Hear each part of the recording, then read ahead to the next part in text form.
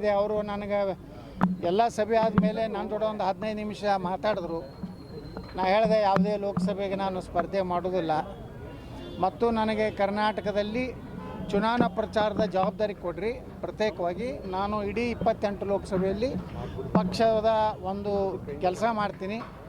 28 ಲೋಕಸಭೆ ಗೆಲ್ಲಿಸುವಂಥ ಪ್ರಾಮಾಣಿಕ ಪ್ರಯತ್ನ ನಮ್ಮ ಏನು BJPಯ ಎಲ್ಲ ಕಾರ್ಯಕರ್ತರು ಮಾಡ್ತಾಯಿದ್ದಾರೆ, ನಾನು ಮಾಡ್ತೇನೆ ಅಂತೇಳಿ ಅವರಿಗೆ ನಾನು ಭರವಸೆ ಕೊಟ್ಟಿದ್ದೆ.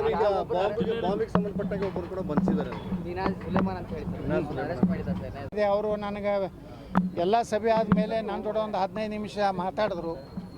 ನಾ ಹೇಳಿದೆ ಯಾವುದೇ ಲೋಕಸಭೆಗೆ ನಾನು ಸ್ಪರ್ಧೆ ಮಾಡೋದಿಲ್ಲ ಮತ್ತು ನನಗೆ ಕರ್ನಾಟಕದಲ್ಲಿ ಚುನಾವಣಾ ಪ್ರಚಾರದ ಜವಾಬ್ದಾರಿ ಕೊಡ್ರಿ, ಪ್ರತ್ಯೇಕವಾಗಿ ನಾನು ಇಡೀ 28 ಲೋಕಸಭೆಯಲ್ಲಿ ಪಕ್ಷದ ಒಂದು ಕೆಲಸ ಮಾಡ್ತೀನಿ. 28 ಲೋಕಸಭೆ ಗೆಲ್ಲಿಸುವಂಥ ಪ್ರಾಮಾಣಿಕ ಪ್ರಯತ್ನ ನಮ್ಮ ಏನು BJPಯ ಎಲ್ಲ ಕಾರ್ಯಕರ್ತರು ಮಾಡ್ತಾಯಿದ್ದಾರೆ, ನಾನು ಮಾಡ್ತೇನೆ ಅಂತೇಳಿ ಅವರಿಗೆ ನಾನು ಭರವಸೆ ಕೊಟ್ಟಿದ್ದೆ. ಸಂಬಂಧಪಟ್ಟಾಗ ಒಬ್ಬರು ಕೂಡ ಬಂಧಿಸಿದ್ದಾರೆ.